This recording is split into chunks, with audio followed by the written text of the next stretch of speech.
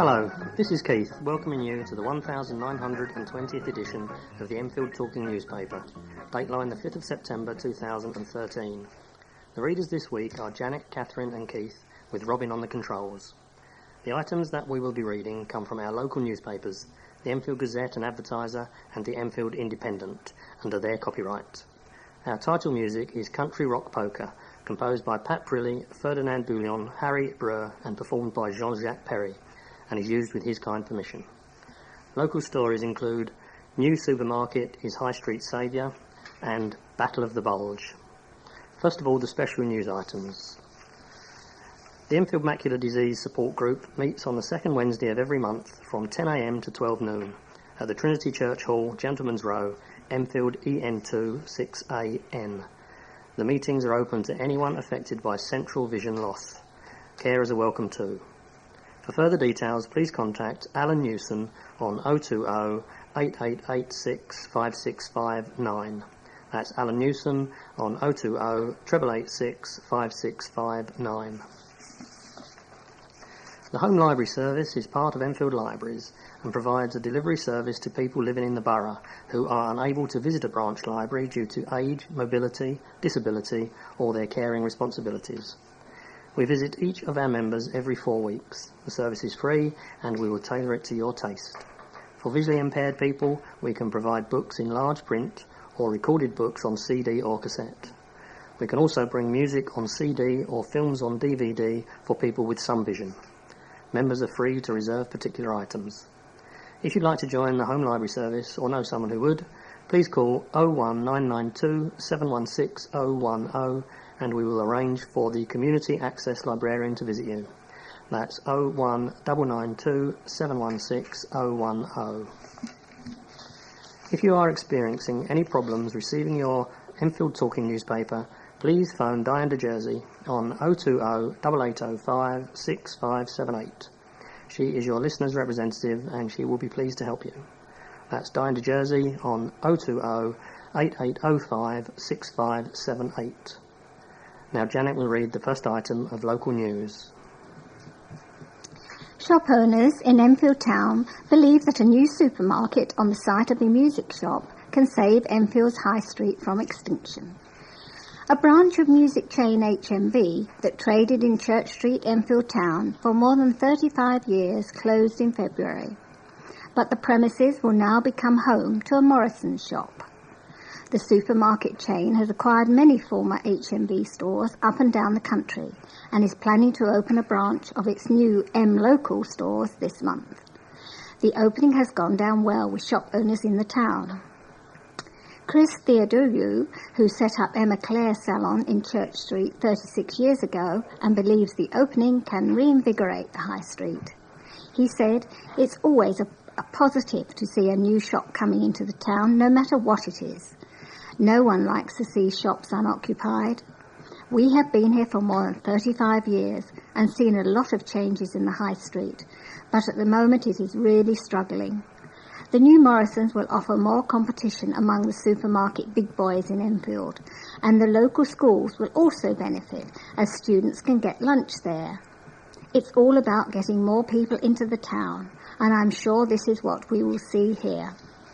However, Nigella Peters, an Enfield resident of more than 30 years, is not convinced that a new supermarket is the right choice. The 58-year-old of Monks Road says, "To fill what used to be a very popular music store with yet another supermarket is ridiculous. I'm all for having a new shop, but is this something that people from Enfield want?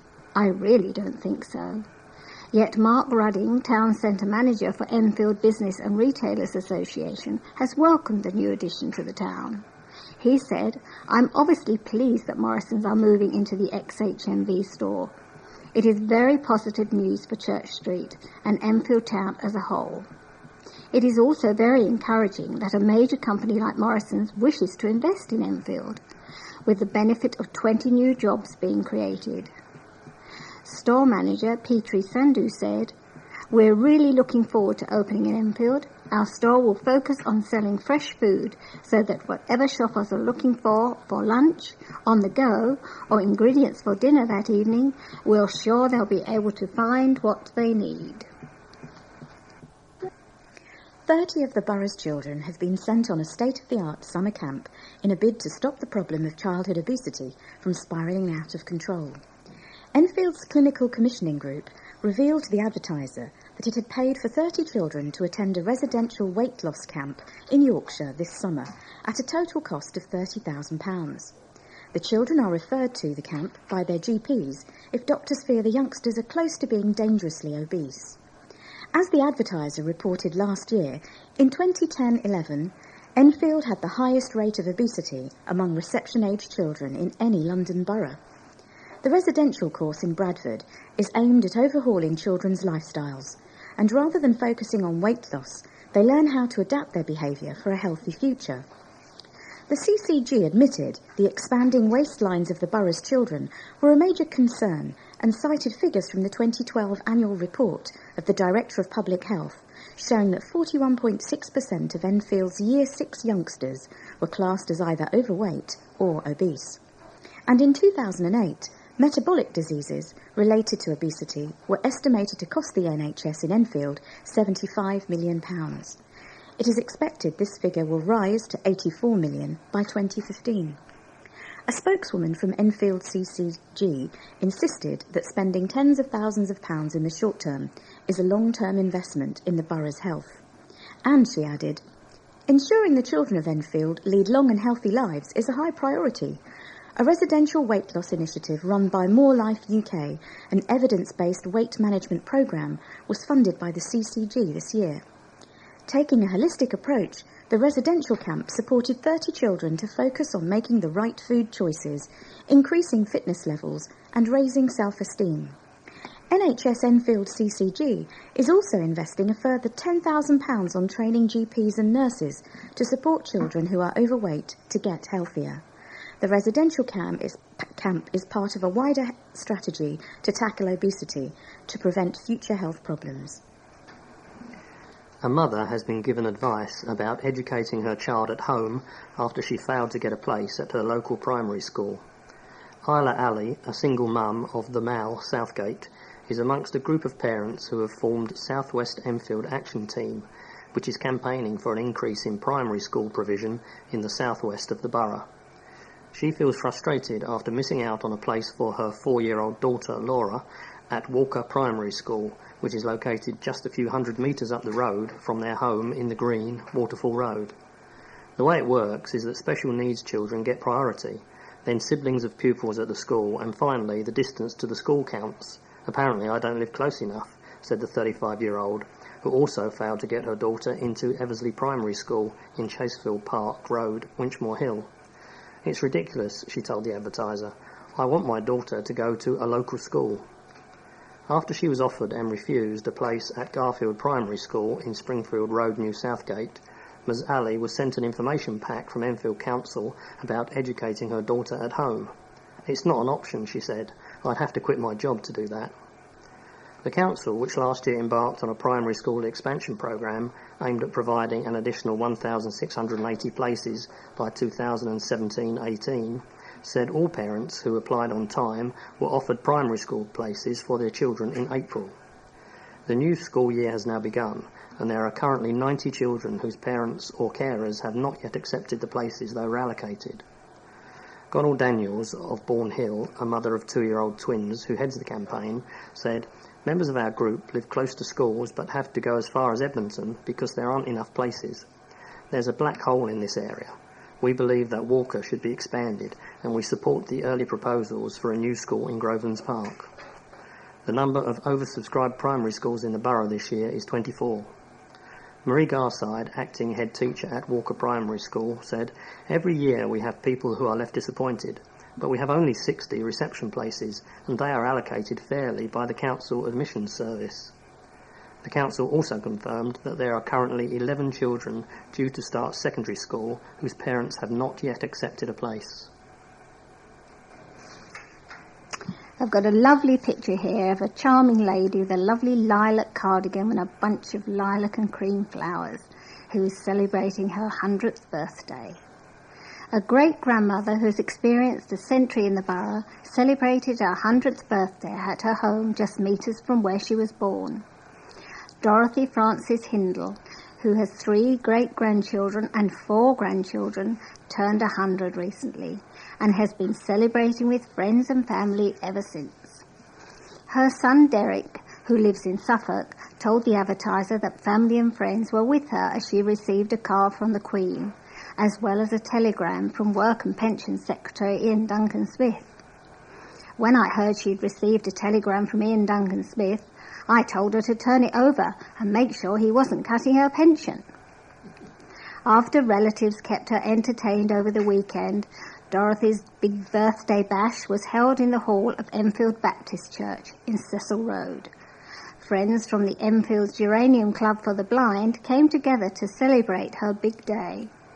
Then Centenian lives in Bushhill Park, and Derek said that her home is now just metres from where she was born on August the 31st, 1913. An Enfield girl through and through, Dorothy joined Unilever as a secretary after leaving Latimer School. She had so many good friends in the area from a lifetime in the borough that when blindness changed her life 20 years ago, Dorothy was initially reluctant to join the Geranium Club because she wasn't a joiner, said Derek. And he has an interesting view on the secret of his mum's longevity. I think she was one of that generation who came through the war. The generation worked hard physically. They walked more, didn't drive, and didn't eat junk food. I think that... Enfield Council and the police have launched a radical solution in response to reports of spiralling antisocial behaviour in the southwest of the borough. The whole of Southgate Green Ward has been subject to a dispersal order that will run for 6 months until March next year. The new order gives police the power to break up groups of 2 or more people if they believe their behaviour is causing a nuisance, harassment or distress to others.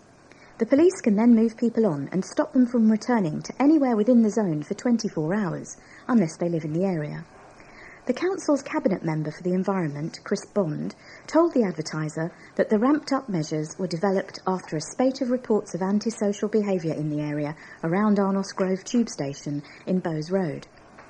The Council and its partners are committed to making Enfield a safer place for everyone, and we are confident the changes we are introducing in Arnos Grove will discourage crime, improve detection rates, and make people feel safer, said Mr Bond.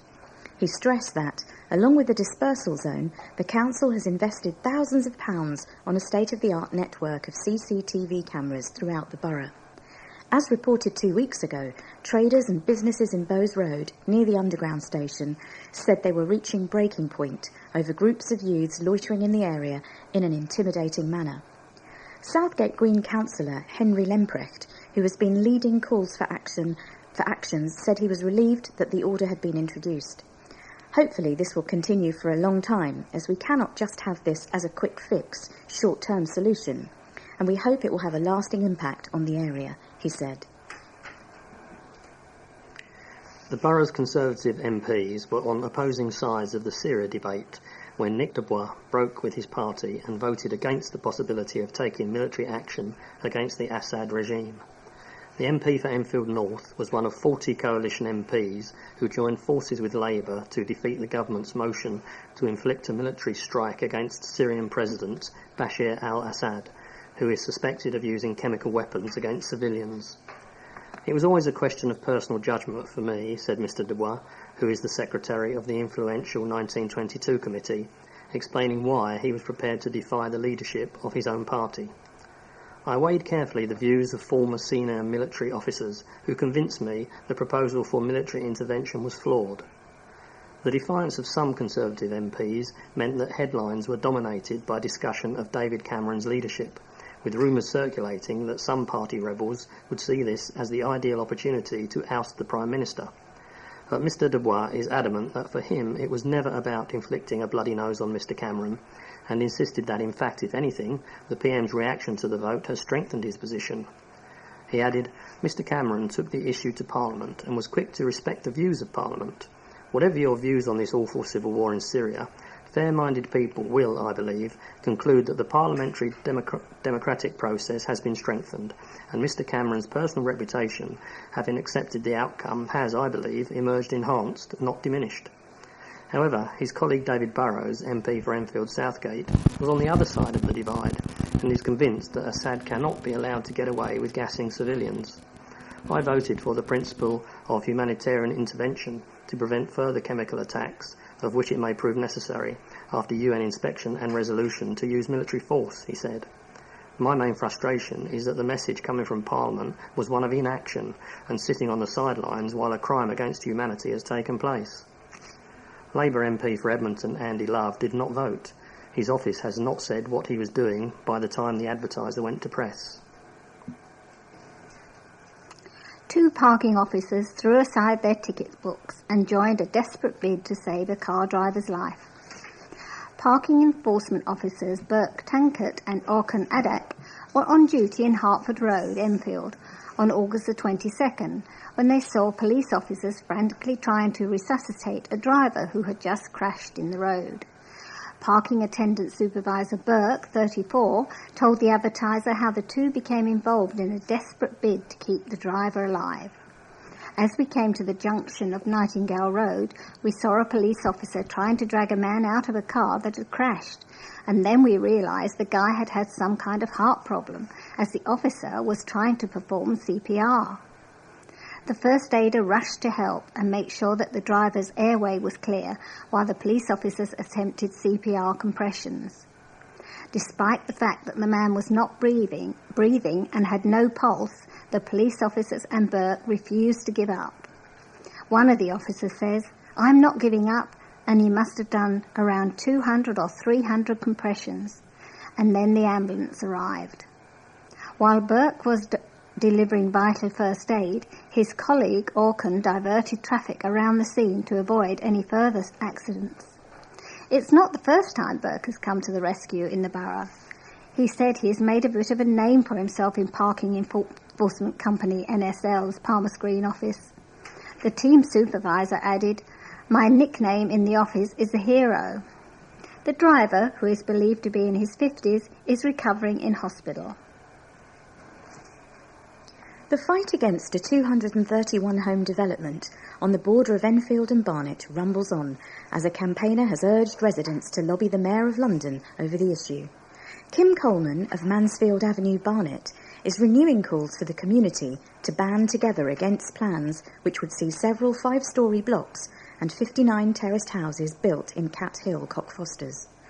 The developers of the site, which was once home to a Middlesex University campus, were given the go-ahead by Enfield Council's Planning Committee in March, but Ms Coleman believes there is still a chance to stop the scheme by writing to Boris Johnson, who is currently looking at the authorities' decision. The Mayor of London has said he will take into consideration the strength of public opinion over a planning issue, she said. "I urge residents to write to him. Even if they have written already, I say, write again." According to Ms Coleman, the Mayor's office has the power to re-examine the decision if questions remain. Although the development is a mix of social and affordable housing, Ms Coleman denies that opposition to the scheme is based on social snobbery or worries that house prices in an affluent area would be affected. "This is nothing to do with snobbery of any sort," Ms Coleman insisted. "I agree that there is a need for affordable housing in North London, but there are far more suitable sites in Enfield. It is about keeping our heritage, about keeping the beautiful green heart of North London. Not one resident has said to me, 'My house value will go down.'" Ms Coleman admitted that while the decision by the council was a setback for the campaign, she was refusing to give up. She added that if the Mayor backed the council's decision, campaigners would band together to launch a judicial review. "That will be the next step, and at the moment we are in the process of gathering evidence for that," she said. The family of a restaurant manager who was killed in a car crash in Enfield have called for an urgent safety review of a busy main road. The mother of Adem Mehmet says her heart has been shattered following the fatal collision in the Ridgeway between Botany Bay and the M25 at about 1:30 a.m. on Saturday, August the 24th. The 24-year-old was driving to his family home in Edgware after working an evening shift at American-style restaurant TGI Fridays, Enfield, where he was a manager, when his Toyota MR2 is believed to have collided with an out-of-service bus and ended up in a ditch. He was pronounced dead at the scene. Adem's mother, Julia, 48, paid tribute to her 1 in a million son. "He was the light of my life and my best friend," she said. "He was just a hard-working, honest person. He had so much going for him, I can't tell you. He was 1 in a million. He always had a smile on his face, and he would give you his time and help you if he could. His death has left a tremendous gap. All I can say is that my heart has been shattered." Adem's funeral took place on Monday. Sister Samshel, 26, added that she felt numb. "He was more like an older brother in that he was a lot wiser than me and always guiding me," she said. After studying law at the University of Westminster, Adem joined TGI Fridays in February 2008 and worked his way up from waiter to barman to trainee to general manager at the branch in Southbury Road. The restaurant has asked the family to donate the vest from his uniform, which is covered with badges marking various achievements, so it can be framed and displayed. Julia added, "The tributes have been amazing. Everybody has written such lovely things. I am so touched." She is calling on Enfield Council to urgently review its traffic measures on the stretch of the Ridgeway leading up to the M25, where the speed limit is the national limit of 60 miles an hour. She said, "We all got together and laid flowers there, and I said we needed to say something to the council. We were just standing there and the cars were speeding down the road and skidding. They were screeching their tyres." Cabinet Member for Environment Chris Bond said, "This was a serious road accident resulting in the tragic loss of a young life, and my sympathy goes out to the parents. We're working with the police and visiting the site with them to see if any lessons can be learned. However, following new guidance from the Department for Transport, the Council started to review the speed limit in July. We expect to conclude our review by the end of September." 3 talented tap dancers have been selected to represent England at the World Tap Dance Championships. Camira Samuel, 14, Olivia Sinclair, 15, and Jordan Crouch, 16, all from Enfield, will have the chance to tap dance for their country at the international event, which will take place in Germany. However, with no subsidised funding, the trio will have to raise £400 each for coach journeys and accommodation at the championship, and have arranged fundraising events. They will be hosting a tea party and a bag pack at a local supermarket in order to reach their target before getting the coach to Germany on December the 1st. Nonetheless, the 3 tap dancers are all gearing up for their week in Rias and are already practicing their final pieces for the tournament. Olivia said, "I'm really looking forward to my solo. We've all been learning our pieces for a few months now. It's really intense." All 3 dancers are excited by the atmosphere surrounding a major tournament, with the international vibe being one of the most eagerly anticipated parts of the championship. The 15-year-old says, "It doesn't matter how nice the hotel is, the atmosphere will be great. That is going to be really fun." Kamara said, "I'm really excited to be competing for the first time at the World Championships. The England team is run by tap dancing group Tap Attack and will be made up of 35 junior and senior dancers. Success has been a regular fixture at the World Championships for England, with 2 gold medals in 2010 and a gold medal last year." A nursery worker was so appalled by the misery she witnessed on a trip to Romania that she is gearing up for a fundraising extravaganza. Irina Kyriakou, 23, of Westrom Avenue, Edmonton, is single-handedly organising a Fun Day Sunday on September the 15th in the parish centre of St Monica's Church in Cannon Hill, Palmer's Green. All the money raised will be donated to building better orphanages for children in poverty-stricken conditions across the world. The 23-year-old nursery practitioner, who works at the King Fahd Academy in Acton, West London, was spurred into action after a charity mission to Romania, where she witnessed horrific conditions in state-run orphanages. "What we saw there was really upsetting," Irina told the Advertiser. "The children are just secluded in their rooms all day. They sleep on metal beds. It's freezing cold, and they barely have any clothes on them. There were hardly any carers looking after them, and they were actually shocked to see people. When we went into one room, 3 little children hid under the bed, and one of them hit me because they just weren't used to people coming into their rooms. There is not a day that goes past that I don't think of those children.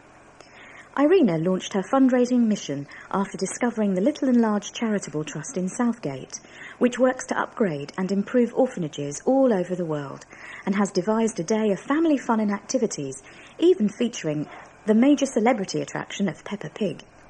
As well as food, drink and games, she has a luxury raffle planned with one of the top prizes, a signed Arsenal shirt.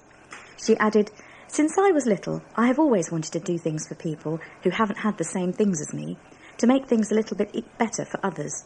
And I hope we raise a really fantastic amount of money. Any help we can get would be fantastic." Tickets do not have to be bought in advance, and admissions will cost £1 on the door. The fun will run from noon till 4 p.m. More than 2,000 people will flock to an Enfield garden for a major city festival later this month. Capel Manor Gardens in Ballsmore Lane is set to welcome the 15th City Harvest Festival, which will feature greens, gherkins, goats and guinea pigs galore. Visitors to the 30-acre site will be from across the capital, with a range of attendees from London's 16 city farms, with more than 100 community gardens being showcased at the event. From Kentish Town pumpkins to Indian runner ducks from Vauxhall, the festival taking place on Saturday, September the 21st, will display a plethora of produce. Event organiser Katherine Miller said, "Visitors will be amazed at the variety of produce grown at London's community projects and at all the different animals kept. This popular family show truly is where the city meets the country. Many of the young people who take part in the festival volunteer their free time to help nurture plants and animals and create something of benefit to their communities." An Olympic legacy scheme will make sure players at Cricket Club in Enfield get hot showers. Enfield Cricket Club in Lincoln Road is one of the oldest cricket clubs in the South East and has received £20,000 from Sport England's Inspired Facilities Fund, part of the Olympic and Paralympic legacy scheme. An Enfield Cricket Club spokesman said, "Our shower facilities have become a bit of a disgrace, and this money will allow work to be carried out to renovate the existing area and for essential modernisation work to the boiler." The club, founded in 1856, runs 3 Saturday League and 2 Sunday League teams and has so far this year received donations of £40,000 from the Enfield Residents Priority Fund, Middlesex Cricket Trust and the England and Wales Cricket Board. We have now reached the end of side 1 of this tape. Please stop your machine now, take out the cassette, turn it over and start side 2.